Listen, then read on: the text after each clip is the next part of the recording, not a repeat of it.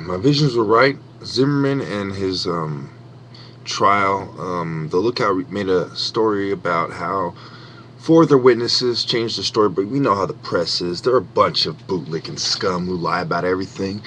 I'm not particularly talking about this particular article and its author, but you know how it is. Now we go on to four witnesses in the Zimmerman trial have changed their story, and they were interviewed multiple times. 4 days after the shooting, one woman said she saw two guys running and then a fist fight, just fists. So, people's perception is something that is never the same in a single event.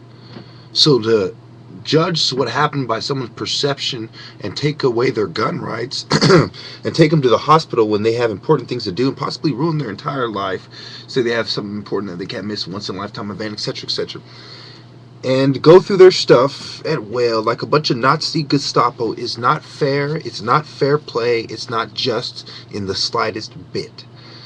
So at this point, I would like to draw to your attention the reason I say that. Specifically, it would be to do with my video about it's basically my video about psychiatry is something that I'm going to pull up right now for you. It's the reason why these people, these psychiatrists, these psychologists, these monsters, these devils, these evil people have duped us into believing that it's okay to let them be in charge and to kill our children and to drug to death people and use abortions and the pharmaceutical industries to limit the black populations, especially in urban neighborhoods of larger cities where they're easy to target. Well, I did my own independent study based on people's personal testimony as they try to reach out to the masses about the injustice done to them. Patient 1 said hospital makes them worse. Patient 2 noticed cuts on hands that they had and they were depressed. I noticed cuts on their hands, basically. Patient 3 had started smoking weed at 15 but had panic attacks. The study involved over 300 patients. The weed may have made it worse. 250 had the same questions. And 50 were more extensively interviewed. Panic attacks by itself, not related to weed. She mentioned she ran in that's more than most studies. And the effects wore off. This sounds like the effects of somebody panicking, not knowing what to do, rather than marijuana. Now, we go to patient 4, and they have a lot of statistics memorized, and she thinks she knows best. And I determined that it was a model given a biased report. I go to patient 5. It was a typical cheerleader type of lady. She blabbing on and on, like, oh my God, and contradicting themselves, and they want to talk to somebody so bad. Patient 6 was in electroshock therapy against their will and had reached out to people on YouTube because the psychiatrist was not agreeing with him. And they had the stigma of being labeled, and they brought up the DSM, the Diagnostic Statistical Analysis of Mental Disorders, which they say is fabricated. Patient 7 says that they're diagnosed with bipolar and manic disorders. They were forced, as well as the other patient, I believe it was patient 6, to have shock treatment, and that this person wanted to kill themselves and has night terrors, afraid of the treatment. Okay, and we go on to quotes from doctors themselves.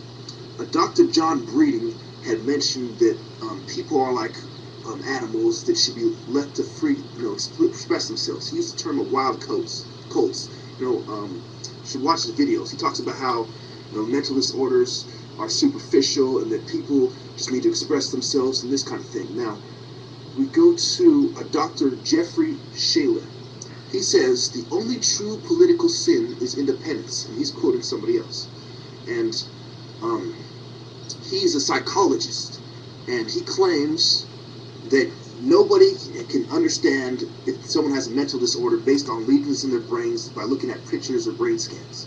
And he says that psychiatrists had to invent their own book of diseases because pathologists won't have nothing to do with it. And that a pathological text is something that somebody has, as opposed to the DSM, which is something, which is a behavior that somebody else has observed in you.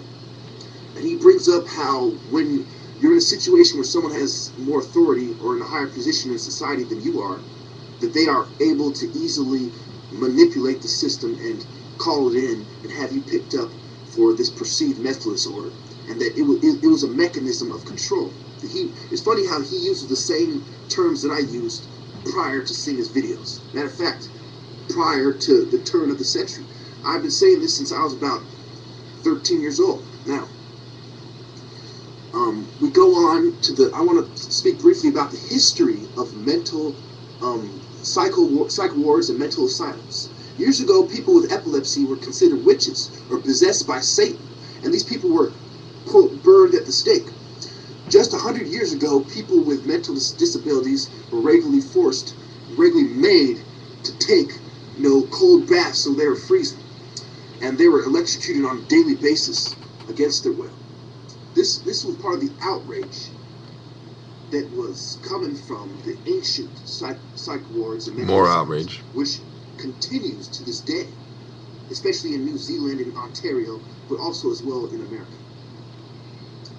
So we get to another quote I'd like to bring up, is that this is myself, that I was inspired while watching the videos too. The quote is, we have awoken a sleeping giant. And that is me. And I'd like to, at this point, quickly call out my channel names and wrap up this video. So, Nathan Turner, Platinum Location 1, Juku Lives, Erochuku Ming Wu, Ibo Uku, and we have my friend Faye Nadia, and that is a wrap.